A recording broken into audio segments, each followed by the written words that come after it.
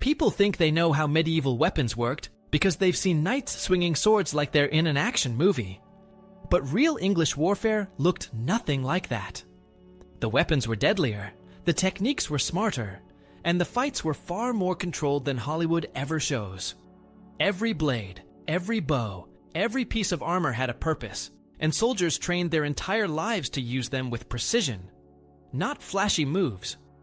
What you're about to hear is how these weapons were actually used on real medieval battlefields based on documented tactics, archaeology, and first-hand accounts, not movie choreography. Number 1. The reality behind medieval blades. Most people walk into the topic of medieval swords already shaped by movie scenes.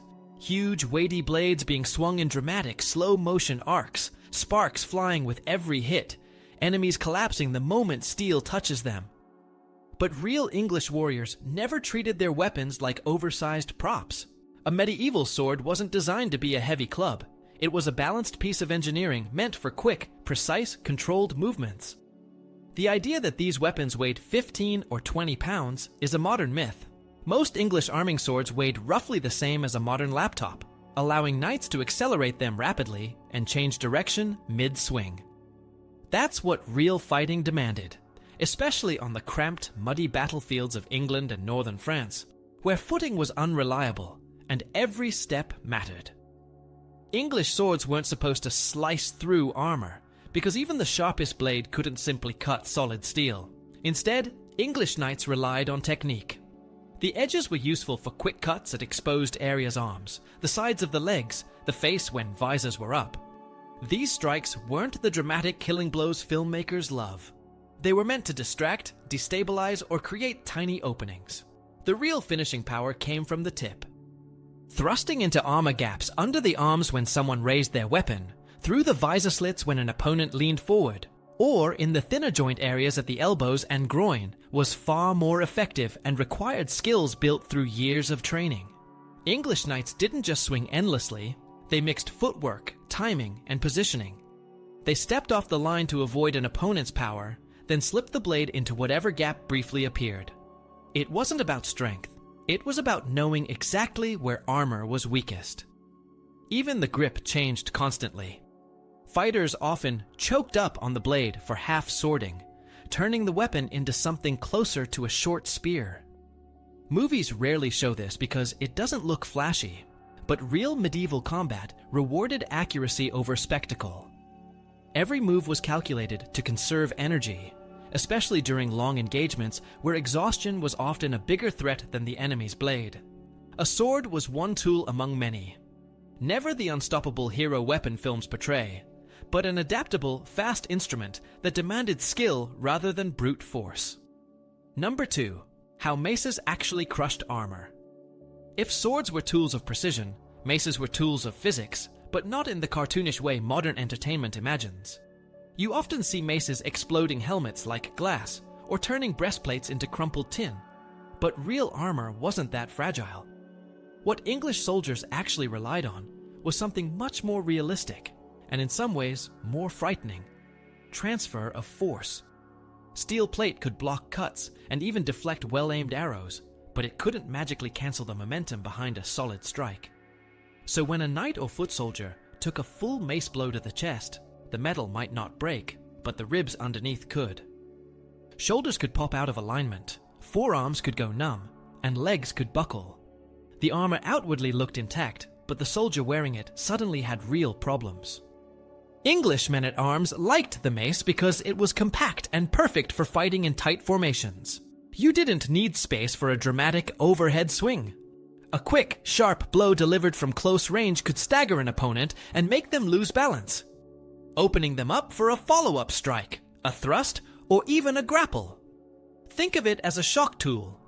The goal was to interfere with someone's ability to keep fighting, not necessarily to smash through their protection in one dramatic moment. Knights also carried more advanced designs, like flanged maces, which focused the impact by channeling it into smaller contact points. That meant more force delivered through the armor without needing a large swing. Chronicles describe the sound of battles filled with hammering, giving us a hint at how much percussion combat actually involved. And what movies never show is how often maces worked alongside shields. When two shield walls clashed, there wasn't room for elegant swordplay. Maces thrived there, simple, dependable, effective. English soldiers trusted them because they required less fine motor skill when adrenaline was high and visibility was low. Mud, rain, cramped staircases during castle assaults. These were the environments where maces dominated. Not because they shattered steel, but because they overwhelmed the human body within it. Number 3. The true purpose of longbows. The English longbow sits at the center of countless legends, often portrayed as a medieval sniper rifle that sent perfect, deadly arrows into enemies one after another with flawless accuracy. But English archers used their bows nothing like movie heroes do. They didn't stand alone on a quiet hilltop, firing endlessly at full speed. Real longbowmen were part of a coordinated machine, and their real strength came from discipline, timing, and teamwork. A trained English archer could fire 6 to 12 arrows a minute, but in short bursts, not endlessly for hours. Archers weren't trying to hit individual soldiers at long range. Instead, they created pressure. A volley of hundreds of arrows darkening the sky forced enemy lines to raise shields, hesitate, slow down, lose formation, or bunch together in panic. That's what longbows were meant for, controlling enemy movement before the melee even began. The arrows themselves came in many types, but the famous bodkins were designed to slip through mail links or penetrate weak points in plate. At close to medium range, bodkins could seriously threaten soldiers who thought they were safely protected. But even when arrows didn't kill, they wounded, disoriented, and drained morale. A cavalry charge under arrow fire didn't look like a clean cinematic moment. It looked chaotic, with horses stumbling, riders flinching, and formations breaking apart. We also forget that archers were not fragile, defenseless units hiding behind the army. They carried small axes, daggers, short swords, and sometimes bucklers. They were expected to defend themselves once the lines clashed. Many archers planted sharpened stakes in front of their positions to stop cavalry, then fought right behind them. Descriptions of battles like Agincourt show archers charging into the melee once the enemy was bogged down in mud. Real longbow warfare wasn't elegant. Smoke, shouting, splintered shields, and the constant strain of drawing a bow with 120, 160 pounds of pull weight created a brutal environment. English archers were elite athletes with permanent bone deformities from years of training. Movies sanitize their role for drama, but the truth is far more impressive. They were versatile, disciplined soldiers who changed the shape of European warfare. Number 4. Polearms and the art of control. If swords attracted all the glory in stories, polearms were the quiet workhorses that actually won battles. English infantry depended on spears, bills, halberds, and glaives because these weapons provided reach, versatility, and control over the battlefield. Movies often depict polearms as awkward, oversized sticks that are only good for basic stabbing. But real medieval polearms were sophisticated tools for a wide range of combat situations. Take the English billhook, one of the most iconic weapons of the period. It wasn't just for chopping its hooked blade could yank a knight from horseback, pull away a shield, trap another polearm's shaft, or strike downward like an axe. The halberd took that idea further by combining a spear point, axe blade, and hook in one weapon. You could thrust at oncoming cavalry, chop into armor gaps when the lines met, or drag an opponent off balance. English infantry trained to fight in coordinated ranks, shoulder to shoulder, creating a wall of weapon tips that made it dangerous for anyone to rush them. This kind of group combat is almost never shown in movies, which prefer one-on-one duels where fighters spin dramatically. But real medieval battles were about formations and timing. When one line advanced, the others followed. When one row of spears angled downward to resist cavalry, the next row pointed upward to keep infantry away. Polearms were especially useful in England's damp terrain. Mud could ruin a cavalry charge, making horses slip and lose momentum. Infantrymen with long weapons could then dominate the slowed and struggling riders. Even knights feared massed polearms because a single rider, even in full armor, could be hooked, toppled, or trapped. These weapons weren't glamorous, and they didn't create theatrical sparks when blocking strikes. But they did something better. They controlled space. A soldier armed with a polearm decided where the enemy could step, when they could close the distance, and how the line expanded or contracted. They were the backbone of medieval armies, proving that clever design and teamwork could outperform flashy swordsmanship every time. Number 5. Knights and the reality of armor. One of the biggest movie myths is that medieval knights were slow, lumbering metal robots who struggled to stand once they fell. Real English knights would laugh at that image. Properly fitted plate armor was surprisingly flexible, carefully articulated at the joints, and distributed its weight across the entire body. At around 45 to 55 pounds, it actually weighed less than an average modern hiking backpack. Knights could run, jump, roll, mount a horse from the ground, and fight for extended periods without feeling like walking statues. Armor was shaped to deflect blows, not absorb them. A sword didn't need to be blocked edge on. The knight simply angled the body so the blade slid off. Good armor was like a curved shell of moving plates that encouraged attacks to glance harmlessly away. This meant that striking a knight wasn't enough. You had to strike smart. That's why knights trained in half-swording. Instead of swinging wildly at steel, they gripped the blade with one hand and used the tip like a precision tool. This allowed them to guide the point into armor gaps with surgeon-like control. Knights also practiced wrestling techniques using throws, joint locks, and leverage to bring an opponent to the ground. Once both fighters were down, the sword wasn't the main weapon anymore. The knight switched to a rondelle dagger, designed to push into vulnerable spots.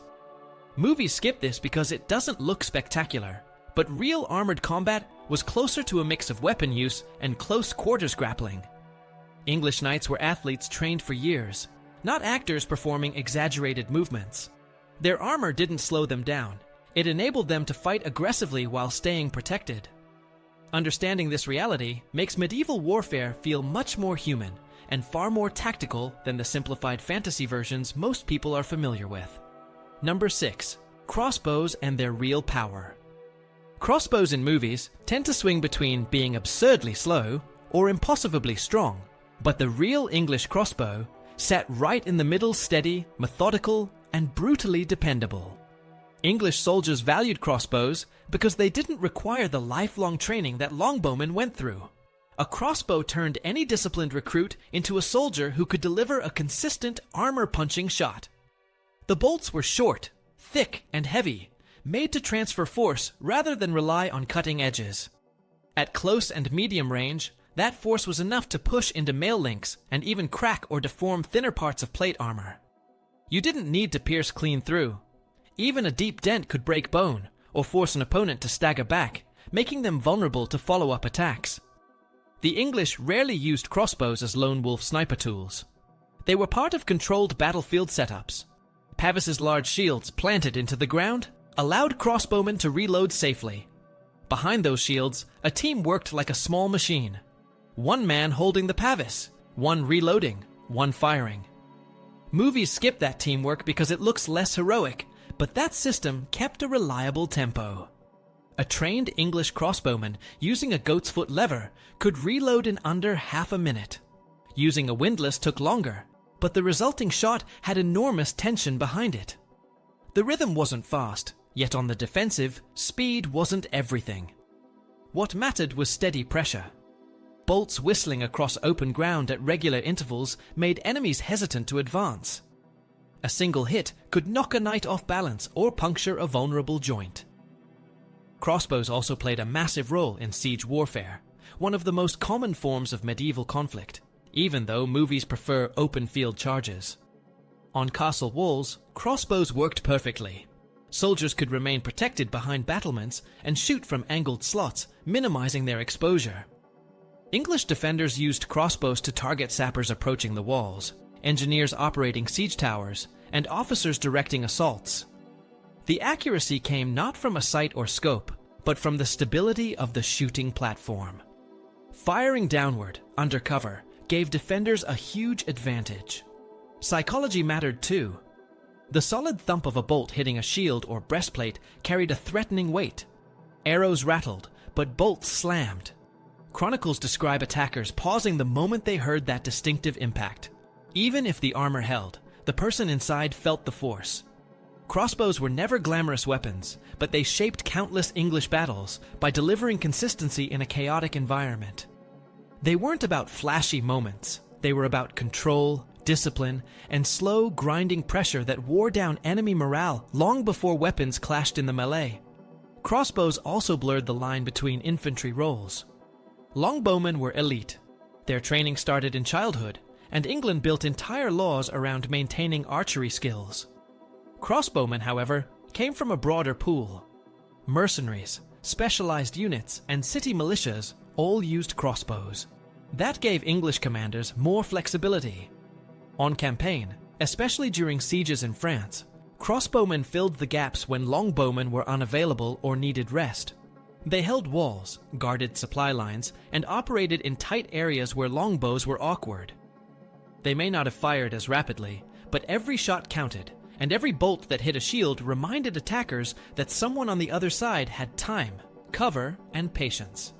Movies prefer quick, clean action, but real medieval warfare involved long hours of waiting under fire, and crossbows excelled at making that waiting unbearable. Number 7. Siege weapons without the Hollywood flavor.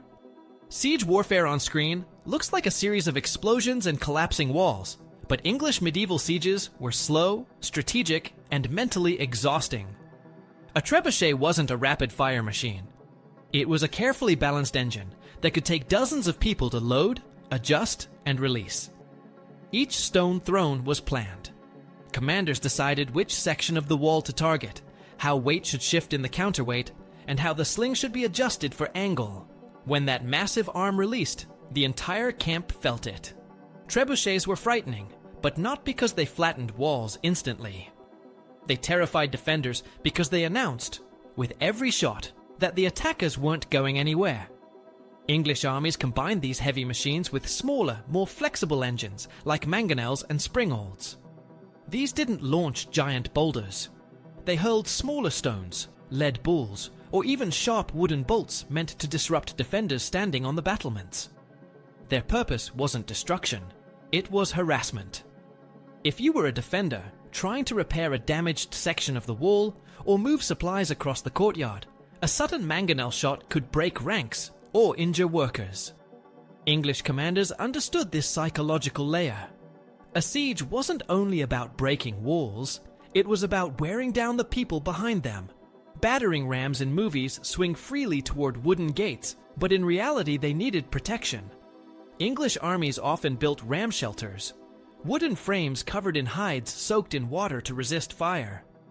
Dozens of men inside these shelters pushed slowly, step by step, while defenders above dropped rocks, burning oil substitute mixtures, or heavy beams.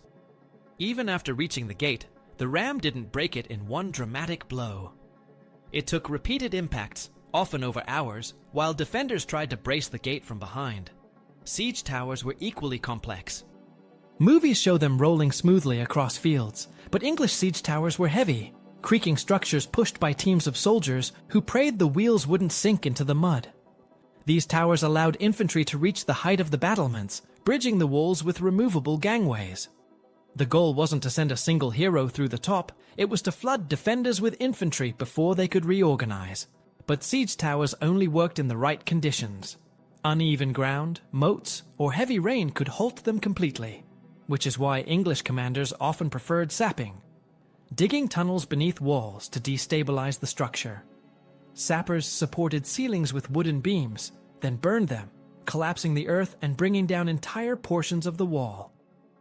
All of this reflects how measured and procedural English siege warfare actually was. It wasn't flashy destruction, it was logistics. Maintaining food, water, and troop morale mattered more than any single machine. Most sieges ended not with breached walls, but with surrender caused by starvation, thirst, or disease. Defenders eventually realized that relief forces weren't coming, and once the morale broke, the gates opened. It's no wonder movies gloss over this side of medieval warfare. Audiences want action, but English campaigns were won through slow pressure, engineering skill, and the ability to outlast the enemy in a war of endurance rather than spectacle. Number 8. The truth about shields and defensive tactics. Shields appear in movies for dramatic flair, something to toss aside when the real fight starts. But to English soldiers, shields were foundational. A shield wasn't just a block of wood with metal on top. It was a mobile defensive wall, shaped and angled to redirect force. English heater shields were small enough for mobility, while still offering full upper body protection. Earlier kite shields gave coverage for mounted combat and infantry alike. Soldiers didn't simply raise shields in front of them. They angled them so blows slid off, preserving strength and minimizing impact. In formation, shields created unified defensive fronts. A line of English infantry with overlapping shields was far harder to break than individual fighters.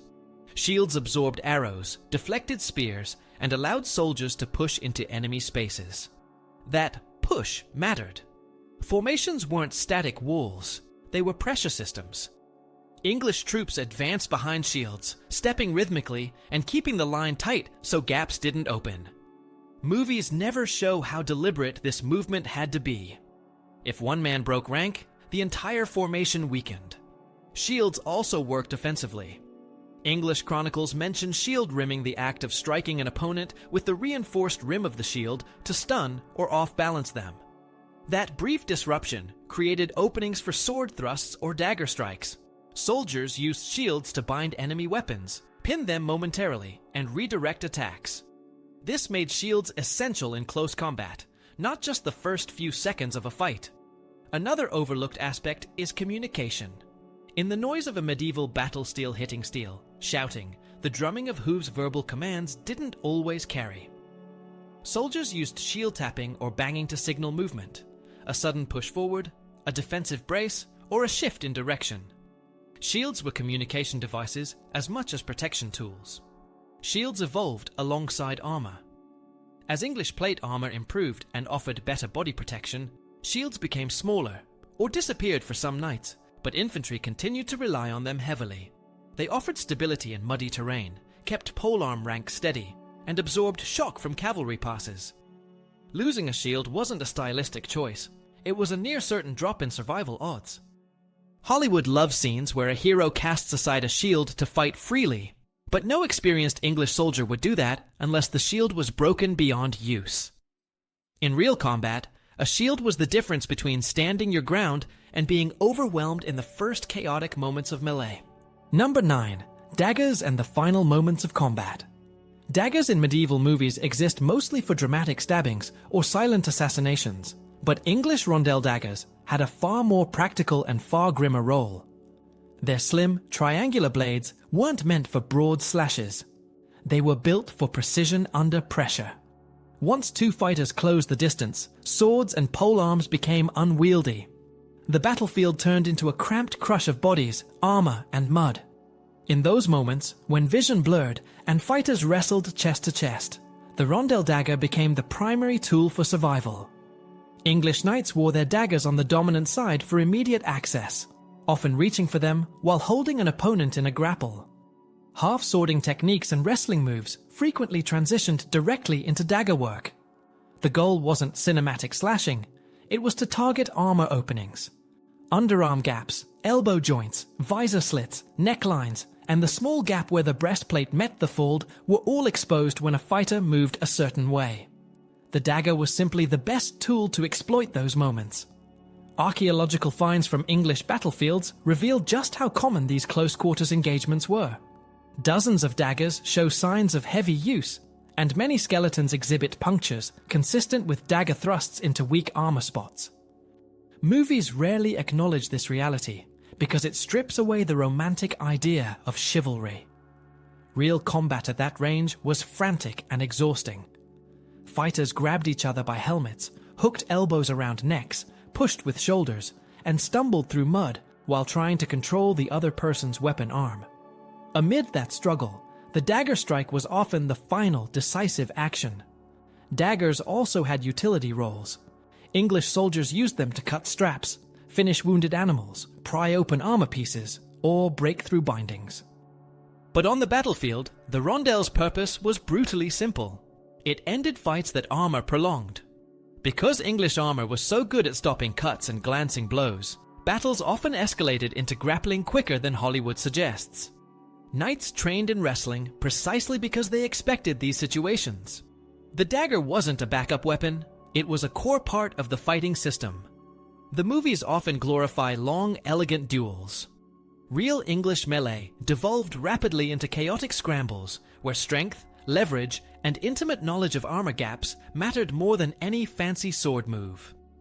That gritty reality doesn't make for clean storytelling, but it's how medieval battles actually looked from ground level. Number 10. Warhorses and mounted combat reality.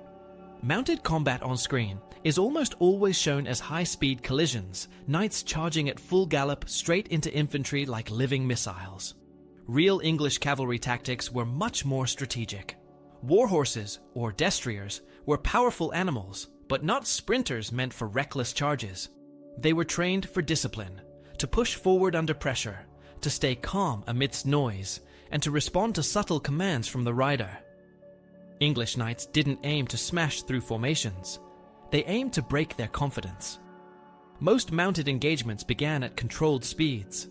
Knights approached in formation, keeping their line straight so no horse surged too far ahead. The lance wasn't aimed randomly. It targeted specific opponents, usually the front rank or officers. The impact of a couched lance had force behind it, but the real power came from timing and precision, not raw speed. Once the lance broke or was dropped, knights transitioned smoothly to swords or maces. Many English knights actually preferred to fight dismounted in certain battles, especially when terrain was muddy or uneven. Fighting on foot offered more stability, and trained warhorses could still be used later for mobility or pursuit. Warhorses themselves were active participants. They bit, kicked, and shoved enemy soldiers. Chronicles mention knights guiding their horses to push into shield walls, creating gaps for infantry to exploit. A well-trained horse wasn't frightened by the clash of weapons. It stood its ground, or moved deliberately when nudged by the rider's knees. Movies skip this element entirely, but in real combat, controlling the horse was as important as swinging a weapon. Mounted combat wasn't just battlefield chaos either. It required years of training. Knights practiced the high seat, a riding posture that allowed full control without tiring the horse. They learned to guide the mount with their legs so both hands could manipulate weapons. They drilled in riding at angles, avoiding obstacles, and staying balanced while striking downward or sideways.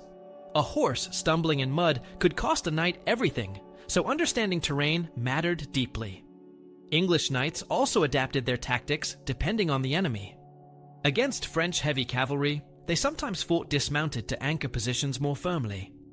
Against lightly armored opponents or retreating forces, they remounted to deliver fast pursuit attacks.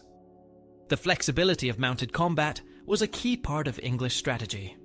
It wasn't one constant type of charge, but a shifting set of choices based on ground, weather, and the morale of the enemy. Movies love perfection straight lines of cavalry, hitting with synchronized destruction. Real English mounted warfare was dynamic.